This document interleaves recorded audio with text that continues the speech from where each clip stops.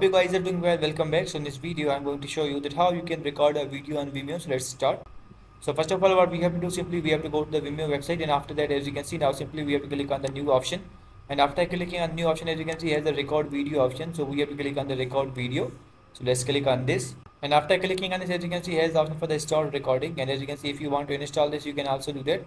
Unmute the microphone to record your voice, because I'm already using the microphone. So this one, if you want to record a video, you have to unmute your microphone, and after that, as you can see, you have to these options like the start camera and this start the mic.